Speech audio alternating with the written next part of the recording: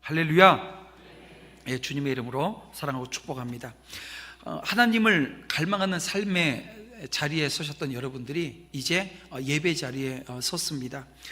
그 자리가 하나님의 은혜가 임하고 또 축복이 임하는 역사 있길 원합니다. 하나님은 이 시간 하나님의 놀라운 평안과 사랑의 축복을 마음껏 누리길 원하세요. 그래서 오늘 그 아버지의 마음을 담고 옆에 있는 분들에게 인사할 때 이렇게 인사하겠습니다. 잘 오셨습니다. 인사하겠습니다. 네. 주님 주신 마음을 가지고요, 또 사랑의 마음을 가지고 다시 한번 옆에 분들과 격려하면서 인사할 때 이번에는 사랑합니다, 축복합니다. 우리 옆에 있는 분들과 다시 한번 인사합니다. 사랑합니다, 축복합니다. 예, 감사합니다. 자, 오늘은 다윗 하나님을 갈망하다 17번째 시간입니다. 승리 하나님 편에 설 때라고 하는 제목으로 말씀 나누고자 합니다.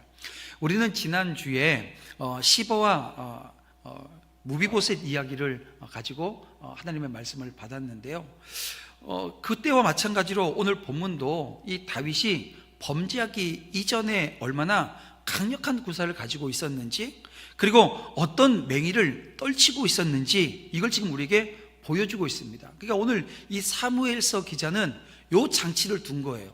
11장에 넘어가면 이제 다윗이 밧세바와 죄를 범하거든요. 그리고 이 다윗의 삶에 이 사무엘하 11장은 엄청난 전환점이 되어집니다. 이전에 다윗과 이 이후에 다윗의 삶의 자리가 달라지는 것을 보게 되어져요. 그래서 다윗이 하나님 앞에서 정직하게 행하기만 한다면 주변의 어떤 나라들도 이 다윗의 군대를 대적할 수 없다라고 하는 것을 지금 보여주고 있는 거예요. 다윗은 이 무비보셋에게 은총을 베풀었던 것 같이, 그러니까 이 지금 다윗에게는요 은혜가 있어요. 헤세드, 은혜입니다. 은총이 있습니다. 누가 다윗에게 그 은총의 자리를 허락해 주셨어요? 하나님이세요. 하나님께서 다윗에게 은혜 주시니까 그 은혜가 흐르는 거예요. 자기만 간신히 살 수 있을 정도의 은혜가 아니고 넘치는 은혜입니다. 그래서 무비보셋에게도 은혜를 베풀고, 자, 오늘 본문에 보니까 암몬의 한온에게도 은총을 베풀기 위해서 그 아버지 나하스의 장례식에 신하를 보내는 모습을 보게 되어져요. 그런데 이 암몬의 신하들은 다윗이 보낸 이 조문객들을 뭐래요? 정탐꾼이래요. 우리나라를 무너뜨리기 위해서 정탐하러 왔다는 거예요. 그 신하들의 말을 듣고 이 조문객을 모독해서 내쫓는 어리석음이 이 암몬 한온에게 있습니다. 다윗의 신하들이 당한 일이 어떤 일이냐면요, 넌 남자 아니야. 수염을 잘리고 엉덩이가 보일 정도로 옷을 다 잘라버렸어요. 남자가 아니래요. 수치를 주는 거예요. 조롱하는 거예요. 여러분, 국가 간 외교 관계에서 볼 수 있는 일이 아닙니다. 다윗이 옷이 잘리고 수염이 깎인 모욕을 당한 신하들, 이 수염이 자랄 때까지 여리고성에 머물게 해요. 여러분, 이것은 그들이 당했던 이 충격이 작지 않았던 거예요. 그래서 이 충격을 회복할 수 있는 시간을 주는 것을 보게 되어집니다. 저는 여기까지 내용을 이렇게 묵상하면서 한 두 가지를 생각하게 되었습니다. 첫 번째가 이런 거예요. 여러분, 지금 우린 어버이 주일 보내고 있잖아요. 하나님께서 오늘 본문을 통해서 오늘 공경의 대상인 이 부모 세대가 된 오늘 우리에게 아비들아 라고 하면서 말씀해 주는 듯이 들립니다. 그러니까 아비들아 라고 하는 이 말씀은 어떻게 보면 오늘 우리에게 하나님께서 주시는 음성입니다. 근데 그 음성이 어떤 거냐 하면 신앙을 자녀들에게 잘 물려줘야 된다는 거예요. 자, 본문 1절 말씀을 볼게요. 1절 말씀을 보면 그 후에 암몬 자손의 왕이 죽고 그의 아들 한온이 대신하여 왕이 되니, 여러분, 요 1절 말씀이 바로 이 사무엘하 10장의 배경이 되어지는 말씀입니다. 어떤 배경이에요? 암몬 자손의 왕이 죽고 그의 아들 한온이 대신해서 왕이 됐다는 거예요. 근데 2절 말씀을 보면 여러분 보세요.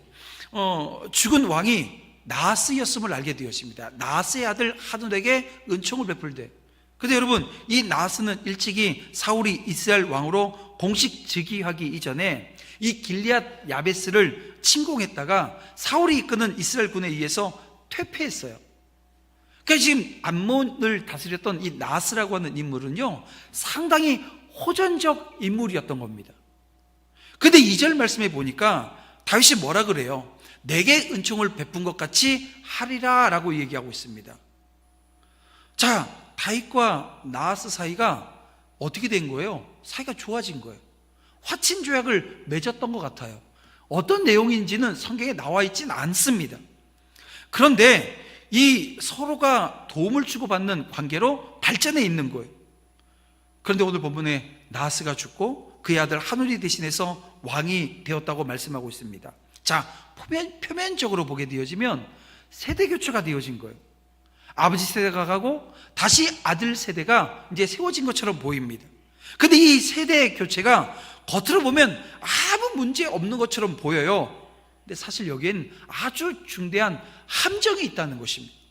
그 함정이라고 하는 것이 다른 게 아니고요, 이 아버지 이 나하스가 그 왕권만 아들 한운에게 넘겨진 거예요. 이게 계승되어졌을 뿐이지, 정작 중요한 게 뭡니까?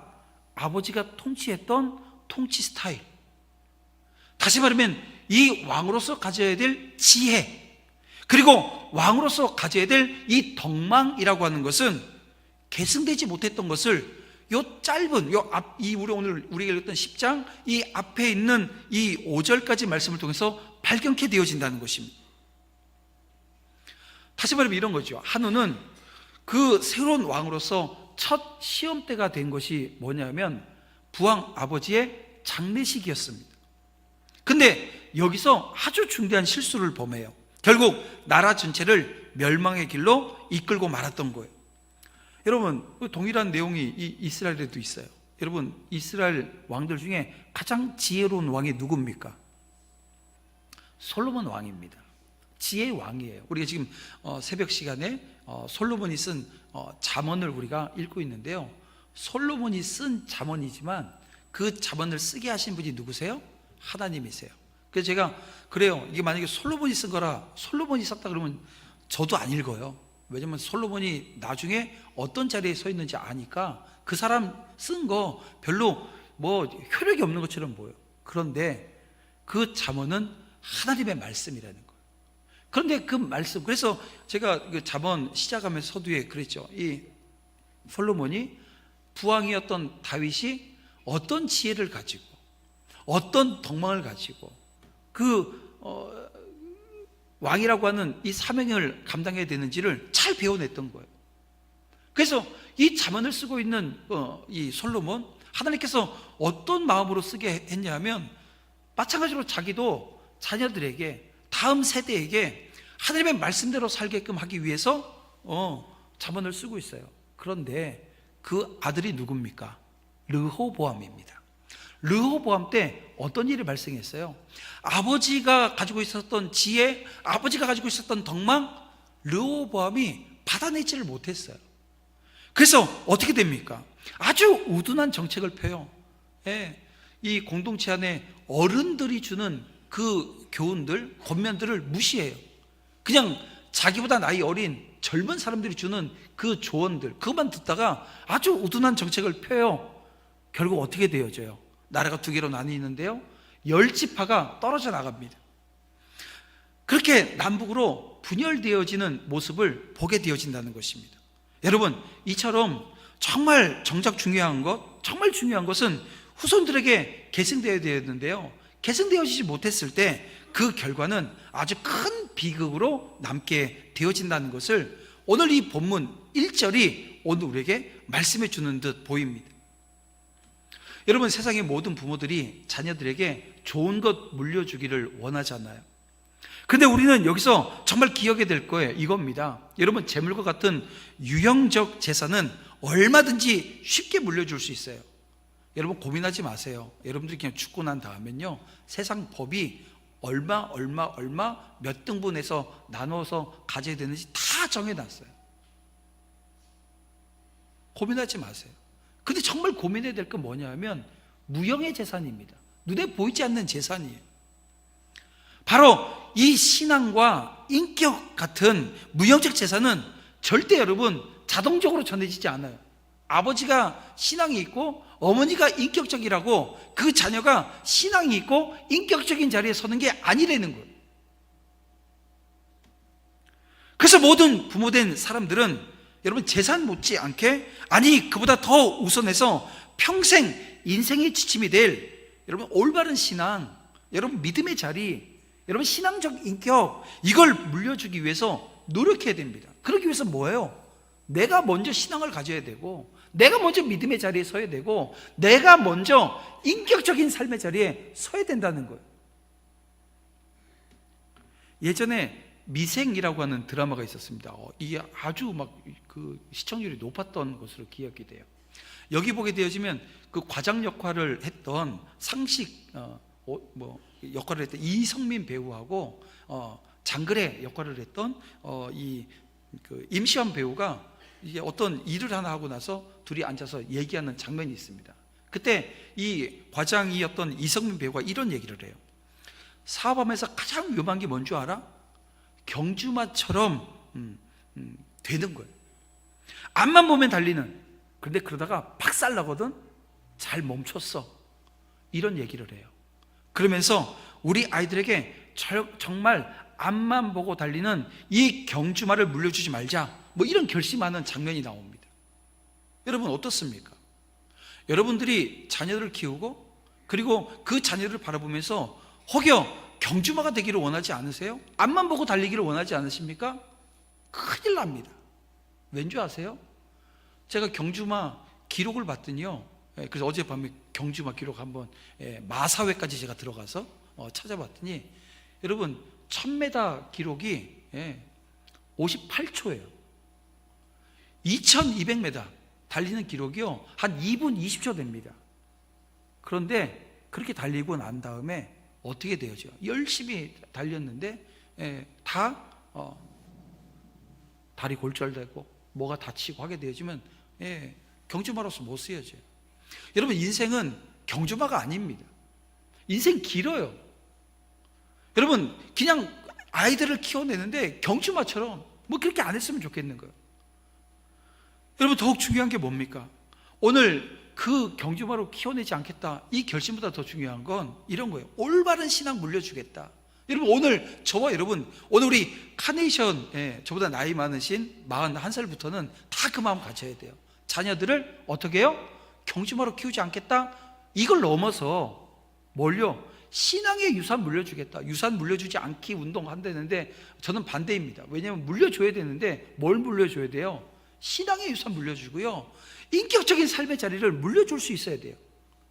맨 아버지가 하는 얘기 엉뚱한 얘기, 엄마가 하는 얘기 엉뚱한 얘기, 그거 듣고 자란 아이 엉뚱한 아이, 그리고 나서 나중에 한다는 얘기가 교회가 잘못 키워서 그랬다고.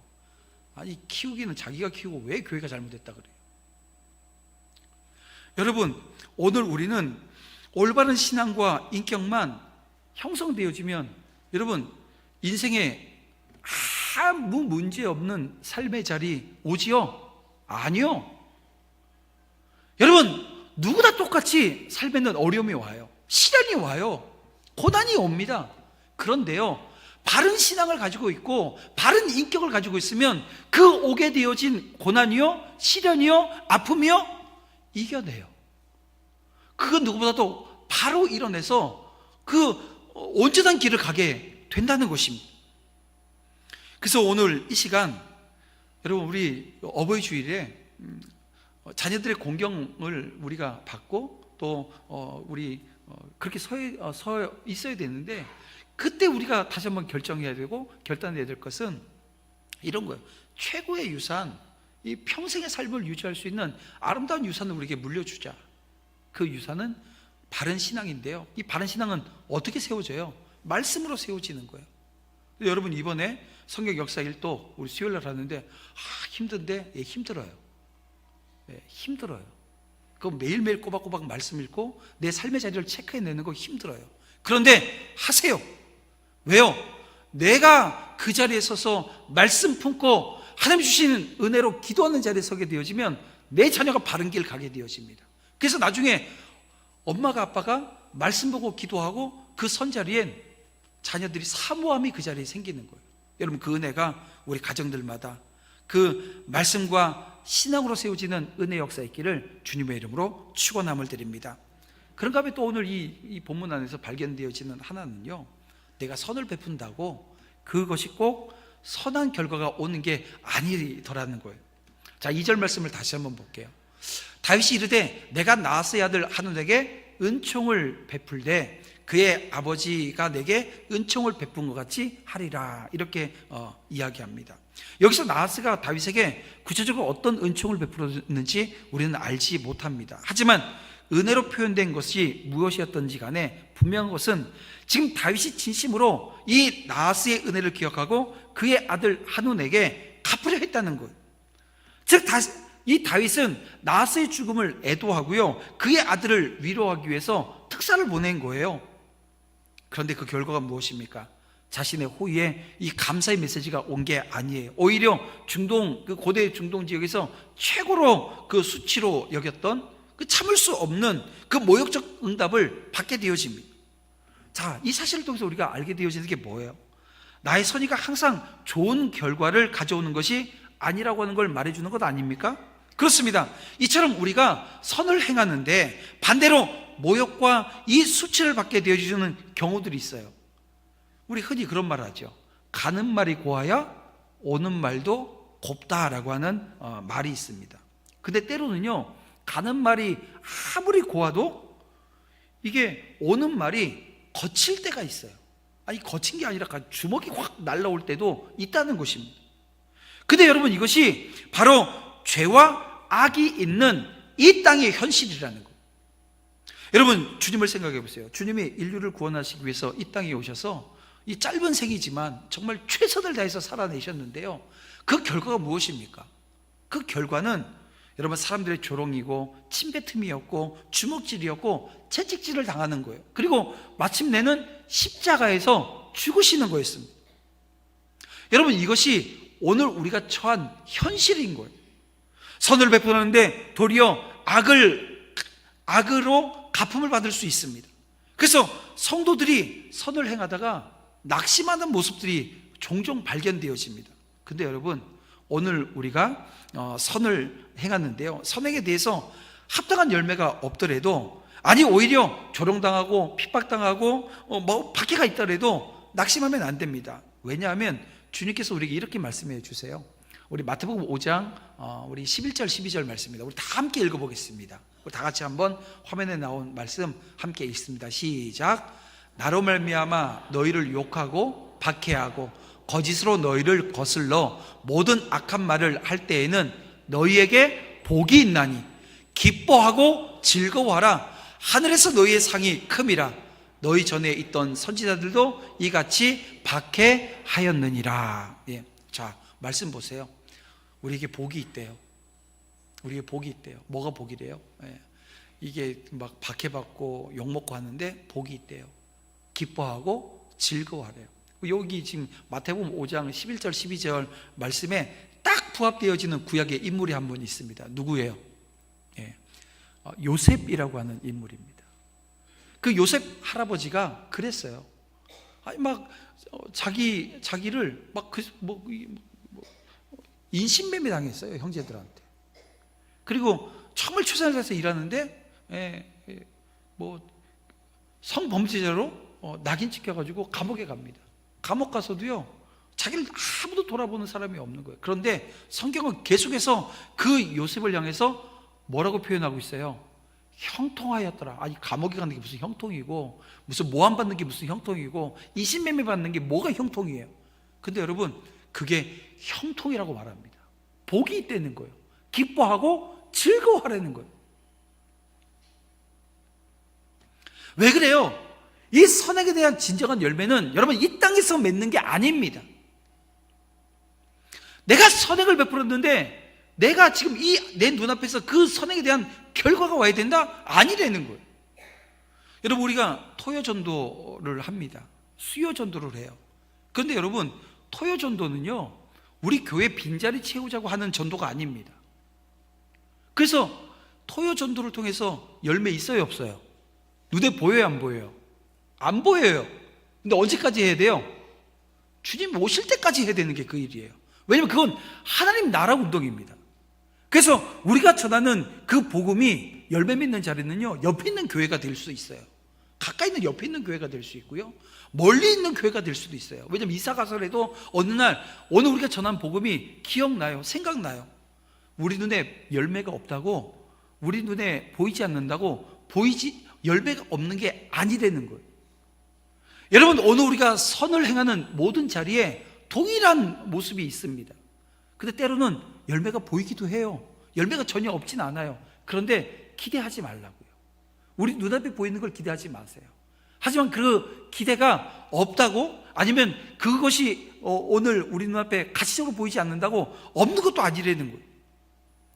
여러분, 오늘 우리가 하는 선행에 대한 진정한 상급은 여러분 하늘에 있다라고 하는 믿음과 소망을 품으시기를 주님의 이름으로 축원함을 드립니다. 그래서 오늘도 내일도 흔들림 없이 선과 의를 행하는 성도들이 되어야 합니다. 믿음의 자리는 그런 거예요. 신앙의 자리는 그런 거예요. 내가 선을 행하는데 내 눈앞에 아무것도 보이지 않는다는 것입니다. 하지만 나는 흔들리지 않아요. 왜요? 주님께서 나를 붙들고 계세요.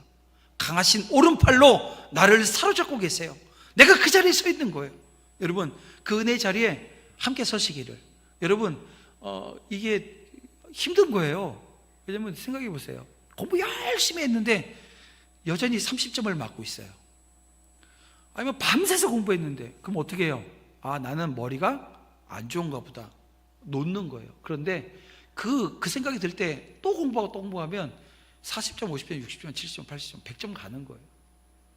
왜냐하면 그게 사실은 우리 삶의 자리거든요. 여러분, 신앙의 자리가 그렇습니다. 막힌 것 같을 때 기도해요. 막혔을 때 하나님의 인도하심이 우리 가운데 있는 거예요. 여러분, 그 은혜의 자리에 함께 서나가기를 주님의 이름으로 축원함을 드립니다. 자, 오늘 본문을 다시 보면 다른 이가 베푸는 그 호의를 조롱하는 어리석은 행위는 결국 자신의 멸망을 앞당길 뿐이라는 것을 보게 되어집니다. 자, 사실상 넌 남자가 아니야 라고 했던 이 암몬이 남자가 아닌 겁쟁이였습니다. 자, 오늘 그 이스라엘에게 대항할 능력이 있어요? 없었어요. 사실은 이스라엘을 향해서 그런 행동 보일 정도로 힘이 있지 않았어요. 결국은 스스로 알아요. 아, 우리가 다윗에게 미움을 받겠구나. 다윗이 뭐 했어요? 아무것도 안 했어요. 뭘 먼저 보내서 뭐 전쟁을 하자, 너 어떻게 나한테 이렇게 모독을 줄 수 있어? 이런 얘기 하지 않아요. 왜 그럴까요? 아직 오늘 본문의 다윗은 은혜 있는 사람이에요. 은혜 있는 사람이에요. 근데요, 제가 서두에도 말씀드렸지만 그 은혜를 쏟는데 한 번에 다 쏟아갖고 아무것도 없는데 빈통이 돼버린 거예요. 그랬을 때 어떤 일이 발생해요? 정직하지 못해요. 하나님 앞에 온전히 서지 못해요. 깡통이 되어져 버렸어요. 믿음이 없어요? 믿음이 있어요. 다윗이 믿음이라고 하는 그릇은 있는데 거기에 뭐가 없어요? 은혜가 없는 거예요. 자, 오늘 본문에 그 11장에 은혜 없는 다윗이 10장에는 여전히 은혜가 있어요. 그래서 먼저 침공하겠다, 싸우겠다 얘기하지 않아요. 그런데 이 암몬은 어떻게 합니까? 아람의 용병들이죠. 용병들을 돈 주고 사서 전쟁을 하려고 해요. 그러면서도 보인 모습이 아까도 말씀드렸지만 남자 아닌 겁쟁이들이에요. 자, 오늘 본문에 보면 암몬 군대는 어디에 진을 쳐요? 성문 어귀에 진을 쳐요. 그리고 모압 그 용병들은 어디요? 뜰에서 진을 쳐요. 뭔지 아세요? 이 이스라엘과 전쟁을 하는데 이 모압이 막 싸우다가 밀리면 어떻게 하게 되는 거예요? 자기들은 성 안으로 쏙 도망가겠다.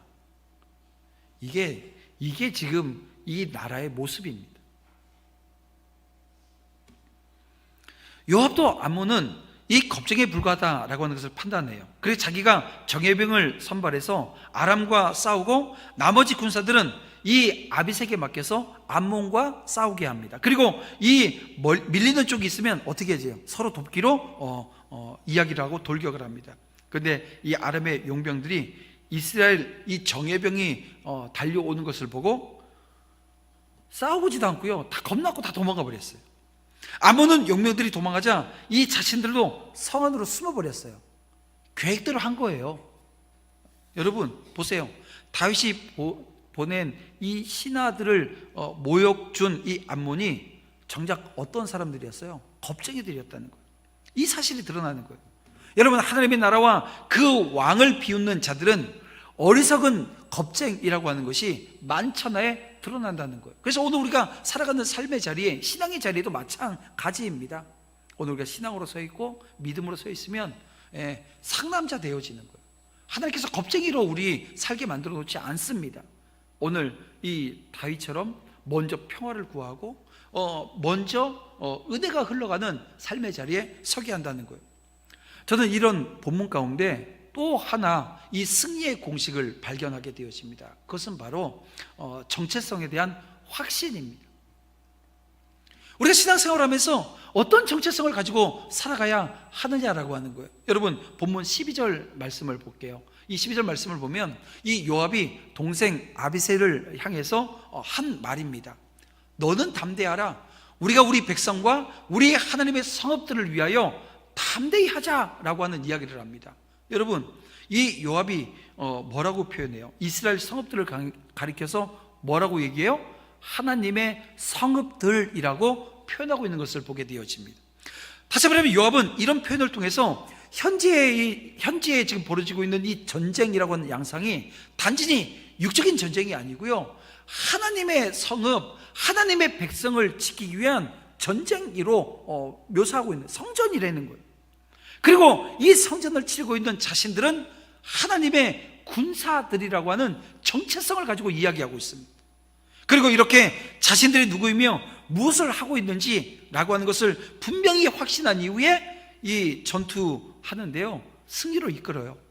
여러분, 승리의 원동력이 바로 이들이 가지고 있었던 정체성에서 비롯된 것이라는 겁니다. 여러분, 이렇듯 우리가 인생을 살아나가면서 이 땅 위에 살아가면서 자신이 누구인지 아는 것, 다시 말하면 자기의 정체성, 아이덴티티를 바르게 갖는 것은 너무나도 중요합니다. 왜냐하면 정체성이라고 하는 것은 모든 일에 대한 판단 기준이 되어지기 때문에 그래요. 그리고 이런 정체성에 대한 확신이 얼마나 중요한가 한 예가 있는데요, 우리 이민 간 분들을 향해서 이민 1.5세대라고 하는 표현을 하는 표현들이 있습니다. 1세대도 아니고 2세대도 아니고 1.5세대예요. 누가 1.5세대냐면 부모님이 이민을 갔는데 자녀들이 같이 가잖아요. 근데 여기 어린 자녀들이 따라가요. 근데 이 자녀들이 거기서 자라면서 자기가 한국 사람인지, 내가 지금 살고 있는 이 땅의 사람인지 막 정체성이 막 혼란이 오기 시작하는 거예요. 그래서 이런 거죠. 신체는 보이는 모습은 한국 사람인데 자기가 가지고 있는 생각들이나 이 모든 것들은 그 나라 가지고 있는 생각들을 가지고 있거든요. 그래서 뭐 미국에 있는 그 사람들을 보고 속어예요. 아주 나쁜 표현인 거죠. 바나나라고 하는 표현을 합니다. 바나나 껍데기는 어떤 모습이에요? 노란색이에요. 근데 바나나를 까보면 그 안에는 하얀색이 들어있어요. 꼭 그렇다는 거예요. 피부는 노란데 생각하는 생각은 하얗다. 미국 사람처럼 행동하고 사고한다라고 하는 속어입니다. 이게 비아냥거리는 얘기 중에 하나예요. 근데 이 1.5세대가 그래서 힘든 거예요. 그래서 자기 정체성 때문에 막 혼란이 와요. 그래서 혼란 중에 어떤 결정들을 하냐면, 왜냐면 자기 정체성이 혼란이 오게 되어지면요, 이게 인생을 살아가는 모든 게 다 무너져 버리거든요. 스스로 목숨을 끊기도 하고요, 이게 사회 문제가 되어지기도 합니다. 공동체 문제가 되기도 해요. 그래서 어떤 1.5세대가 그런 막 혼란 속에서 기도하다가 낸 결론이 뭐냐면 이런 결론입니다. 자기 정체성에 대한 결론입니다. 1. 첫째, 나는 그리스도인이다. 둘째, 나는 한국 사람이다. 셋째, 그럼에도 불구하고 나는 이 외국에서 살고 있다라고 하는 정체성을 세웠다라고 하는 얘기가 있습니다. 그리고 나서 그 혼란에서 빠져나왔다는 거. 여러분, 우리가 혼탁한 시대를 살아가는 성도들에게 있어서 흔들리지 않는 이 정체성을 가진다라고 하는 것은 너무나도 중요한 겁니다. 여러분, 우리가 성경을 보면 주님이 이 땅에 오셔서 어떤 정체성을 가지셨어요? 주님께서는 나는 하나님의 아들이다라고 하는 정체성을 가지셨습니다. 그래서 아버지 하나님께 어떻게 해요? 아주 철저하게 순종해요. 바울도 정체성을 가지고 있었습니다. 그래서 바울 서신을 보게 되어지면 자기를 소개할 때마다 빠지지 않고 나오는 자기에 대한 얘기를 하는데요, 어떤 얘기를 하던가요? 자신은 그리스도의 종이라고 하는 표현을 합니다. 종이라는 거예요. 근데 그 종이라는 단어가 둘로스라고 하는 단어인데요, 이게 그냥 스스로 종이 된 자예요. 그냥 아버지가 종이고 뭐가 잘못을 해서 종이 된 사람이 아니고요, 스스로 종이 되어졌다. 종은 어떤 사람입니까? 주인이 하라는 거 하는 거예요. 그래서 바울의 삶의 자리, 우리 장로님께서 기도하실 때도 우리 성지순례 갔다 온 그 여정에 대한 것들을 품고 같이 기도해 주셨어요. 바울이 살았던 그리고 바울이 사역했던 삶의 자리들을 들여다보게 되어지면 쉬운 게 아니에요. 그런데 흔들리지 않는 믿음 가운데 그 1차, 2차, 3차 이 전도 여행 다 해서 2만 킬로가 넘는데요, 여러분 1년에 여러분 차 열심히 타고 다녀도 서울 사람들 2만 킬로 타요? 못 타요. 근데 그분은 그 2만 킬로를 걸어 다녔대요. 복음 전합니다. 여러분, 이 정체성, 위기가 특징되어지는 이 혼탁한 시대로 우리는 살아가고 있습니다. 그리스도인으로서 이 자신에 대한 분명한 정체성, 이 확립한다라고 하는 것, 여러분 이것은 흔들림 없는 사명의 자리에 서는 것을 의미합니다. 정체성 확립이라고 하는 것, 이건 여러분 하나님 편에 서는 거예요. 여러분, 오늘 본문에 나온 이 내용들, 다윗이 하나님 편에 서 있어요. 자, 오늘 모압도 하나님 편에 서 있어요. 근데 이제 이후에 보게 되어지면 이들이 어떻게 해요? 은혜가 있을 때는 하나님 편에 서 있었는데 은혜가 사라져 버리니까요, 다 쏟아버리고 남았다니까. 없다니까요. 다 쏟아버리고 난 그 자리에 뭐가 남아요? 믿음은 있다니까요. 믿음이 없는 게 아니에요. 그런데 은혜 다 쏟고 나니까 범죄하고도 이게 죄인지 몰라요. 감추려고 해요. 숨기려고 해요. 여러분, 지금 요압과 아비새를 비롯한 이스라엘 군대는 그들의 믿음대로, 자신들의 정체성대로 어떻게 하나요? 승리를 거두게 되어집니다. 이게 키포인트예요. 여러분들이 어떤 정체성을 가지고 여러분들의 삶의 자리에 서느냐, 여러분 이긴 자의 삶을 사느냐, 승리자의 삶을 사느냐, 아니면 오늘도 졌네, 내일도 질 거네, 늘 패배의식을 가지고 패배자의 자리에 서는 그런 여러분 악순환이 없기를 원합니다. 그리고 이 온전한 정체성을 가지고 하나님 편에 서서 승리한 이들을 통해서 하나님은 영광 받으세요. 성도는 하나님의 영광을 위해서 하나님의 그 나라의 영적 싸움을 담대히 싸워내는 참전에 승리하는 승리자라고 하는 것을 여러분 잊지 마시기를 주님의 이름으로 축원함을 드립니다. 이제 모든 대적들이 다윗에게 굴복하는 것으로 오늘 본문은 끝나게 되어집니다. 그러니까 여러분, 결국 이 다윗을 모욕한 암몬은 바람 앞에 등불 같은 거예요. 그냥 꺼져버리는 거죠. 이처럼 세상은 하나님의 백성 두려워할 수밖에 없습니다. 저와 여러분 두려워할 수밖에 없다는 거예요. 여러분 담대하셔야 됩니다. 그리고 내가 하나님 편에 섰을 때 어떤 은혜가 있는지, 그리고 그 은혜가 어떻게 흘러가는지 여러분 한번 들여다볼 수 있기를 원해요. 말씀을 맺으려고 해요. 여러분, 안타깝게도 암몬과의 전쟁은 다윗이 범죄 저지르기 이전 배경으로 지금 쓰여지고 있습니다.